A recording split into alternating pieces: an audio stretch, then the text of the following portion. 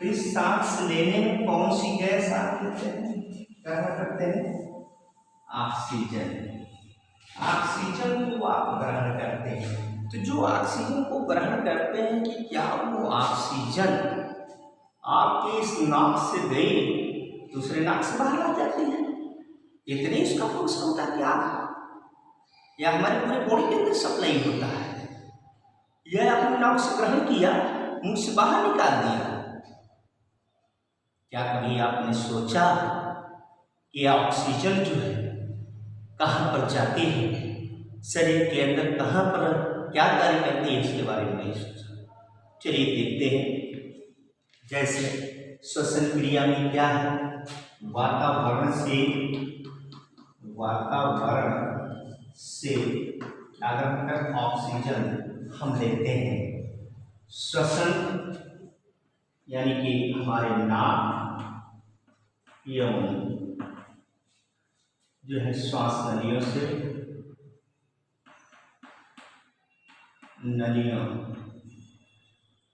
कहाँ से आपका फेफड़े में पहुंचता है, लंग्स में। लंग माने फेफड़ा होता है। अब फेफड़े में जब आता है, एक बात और जान लीजिए, जो ब्लड का प्योरिफिकेशन है यानी कि शुद्धिकरण है, वो भी अब इसी लंग्स भाग में ही होता है। तो यहाँ पर जो ब्लड है उसमें आरबीसी यानी कि आप देखते हैं आपका रक्त लाल होता है, किसके कारण लाल होता है, हीमोग्लोबिन के कारण लाल होता है। तो जो हीमोग्लोबिन है, हीमोग्लोबिन को हम Hb से प्रदर्शित करते हैं। यह जो है क्या करती है, जो यहाँ पर ऑक्सीजन आया हुआ है इस फेफड़े में, इसके साथ मिल करके संयोग करके अस्थायी यौगिक ऑक्सी हीमोग्लोबिन का निर्माण करती है। किसका, ऑक्सी हीमोग्लोबिन।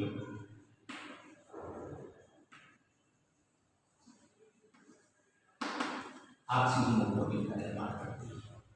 और यही ऑक्सी हीमोग्लोबिन जब जा करके कोशिकाओं ऊतकों में पहुंचता है, तो ऊतकों में पहुंच करके ऑक्सीजन और हीमोग्लोबिन में विघटित हो जाता है। ऊतकों में क्या होगा, यानी टिश्यू माने ऊतक होता है, टिश्यू में क्या होता है, ये ऑक्सीजन और हीमोग्लोबिन में विघटित हो जाता है। अब आप जानते हैं कि जो कोशिकाएं हैं उन्हीं का जो समान कार्य करने वाली कोशिकाओं का समूह है, उसी को ऊतक कहते हैं। तो इन कोशिकाओं के जैविक क्रियाओं के परिणाम स्वरूप कार्बन डाइऑक्साइड भी मुक्त होता है, कार्बन डाइऑक्साइड मुक्त होता है। और जो ये कार्बन डाइऑक्साइड मुक्त हो रहा है, यही कार्बन डाइऑक्साइड पुनः इस हीमोग्लोबिन से संयोग कर लेता है, और संयोग करने के बाद ये जो बनाता है कार्बोक्सी हीमोग्लोबिन का निर्माण करता है। कार्बोक्सी हीमोग्लोबिन निर्माण करता है, और यही कार्बोक्सी हीमोग्लोबिन फिर आकर के यहाँ पर फेफड़े में पहुँचता है। फेफड़े में पहुँचने के बाद फिर ये जो है कार्बन डाइऑक्साइड और हीमोग्लोबिन में विघटित हो जाता है। इस प्रकार से ये कार्बन डाइऑक्साइड और ऑक्सीजन का परिवहन पूरे बॉडी के अंदर होता रहता है। तो ये श्वसन क्रिया में ऐसा होता है। तीसरा क्या करता है, शरीर के ताप को बनाए रखता है। जो शरीर का टेम्परेचर है वो शरीर के ताप को बनाए रखता है। शरीर के ताप बनाए करता है। और अगला क्या करता है, शरीर के ताप को बनाए रखने के साथ साथ क्या करता है, शरीर में इम्यूनिटी डेवलप करता है, यानी से रोग से लड़ने की क्षमता प्रदान करता है, प्रतिरोधक क्षमता का विकास करता है, यानी कि रोगों से रक्षा, तो रोगों से रक्षा भी करता है। और फिर थक्का बनने में, तो इस तरह से ये रुधिर का कार्य हो गया। ये रुधिर का क्या कार्य है, जो आपसे जो है पूछा जाता है, आपके सिलेबस में भी है, आपको सर्कुलेशन पढ़ाया जाएगा, जिसमें आपको डिटेल्स दिया जाएगा। तो रुधिर बल क्या है और रुधिर के कार्य क्या है। अब इसके बाद आप देखेंगे इसमें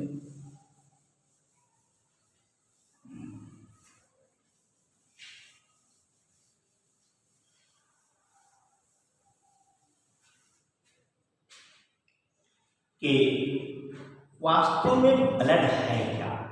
जो लोग हम लोग जो ब्लड कहते हैं, हमारे शरीर में इतना ब्लड है, तो ब्लड है क्या, ब्लड से क्या तात्पर्य, क्या हमने जो है ब्लड को देखा है कि नहीं देखा है, कैसे क्या ब्लड। तो ब्लड के विषय में आप कह सकते हैं कि ब्लड एक तरल संयोजी ऊतक है। क्या है, यह एक तरल संयोजी ऊतक है और यह द्रव की अपेक्षा अत्यंत गाढ़ा होता है। ब्लड क्या है, ब्लड ऐसा होता है, लाल रंग का होता है और द्रव की अपेक्षा गाढ़ा होता है, अपारदर्शी होता है। अब इस ब्लड की मुख्यता कितने भाग, ब्लड की मुख्यता आप देखेंगे दो भाग, एक प्लाज्मा है और दूसरा कार्बोसेल्स। कौन कौन से, एक प्लाज्मा और दूसरा है कार्बोसेल्स।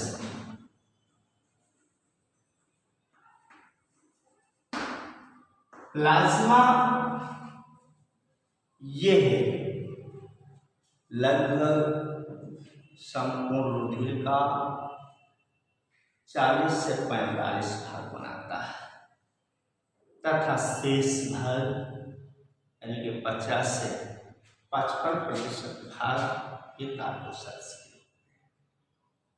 जिसमें कार्बोसेल्स में क्या है, आपका आरबीसी है, डब्ल्यूबीसी और ब्लड प्लेटलेट्स है।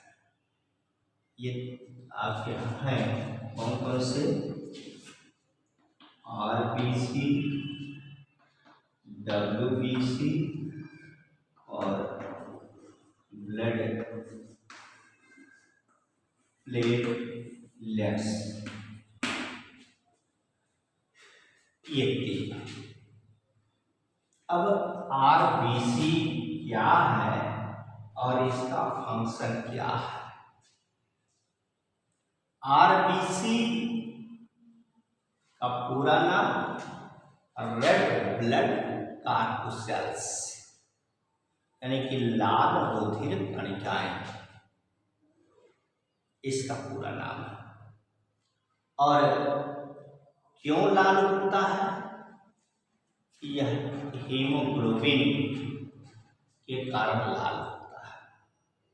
हीमोग्लोबिन की उपस्थिति के कारण यह लाल होता है। और जो केंद्रक विहीन होता है, एक जंतु है जिसको ऊंट और लामा कहा जाता है। ऊंट और लामा में यह केंद्रक युक्त होता है। ऊंट और लामा में यह केंद्रक युक्त होता है। बाकी अन्य में यह केंद्रक विहीन होता है। इसका कार्य क्या है? अभी आपको हमने बताया जो कार्य कि हीमोग्लोबिन गैसों के परिवहन में, कार्बन डाइऑक्साइड एवं ऑक्सीजन के परिवहन में सहायता करता है। यह ऑक्सीजन हीमोग्लोबिन से क्रिया करके अस्थायी यौगिक ऑक्सी हीमोग्लोबिन में टूट जाता है, ऑक्सी हीमोग्लोबिन बनाता है। और ये ऑक्सी हीमोग्लोबिन ऊतकों में, कोशिकाओं में पहुंच करके ऑक्सीजन और हीमोग्लोबिन में विघटित हो जाता है, विघटित हो जाता है, जिसके परिणाम स्वरूप वहाँ पर ऑक्सीजन मुक्त हो जाती है तथा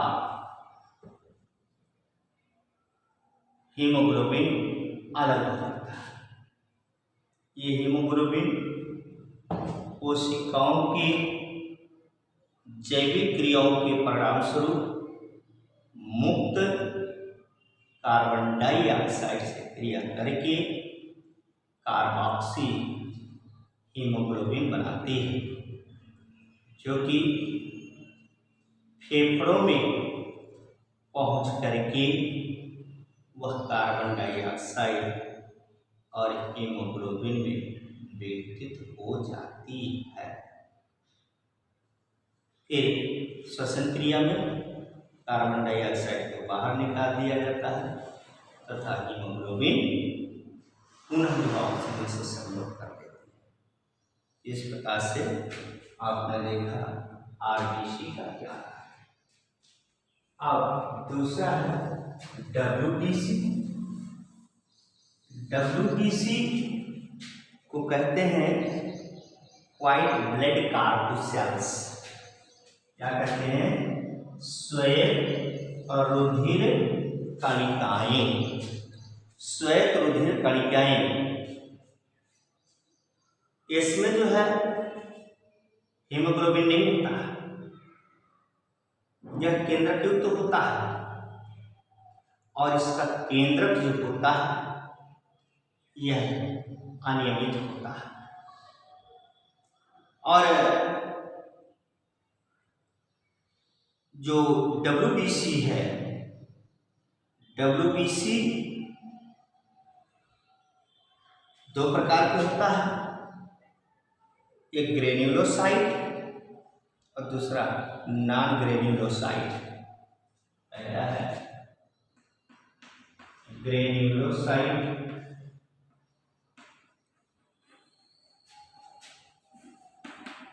दूसरा नॉन ग्रेन्युलोसाइट। दो प्रकार के होते हैं, जिसको हिंदी में हम कहते हैं कणिका युक्त और दूसरा क्या कहते हैं? कणिका विहीन। ये दो प्रकार के जो है आपको इसमें डब्ल्यूबीसी के प्रकार हैं। अब जो ये कणिकामय है, ये जो है कितने प्रकार के होते हैं? ये जो है 3 प्रकार के हैं, basophils, eosinophils and neutrophils. Basophils, eosinophils and neutrophils, ये 3 प्रकार के। बैसोफिल्स दूसरा इओसिनोफिल्स,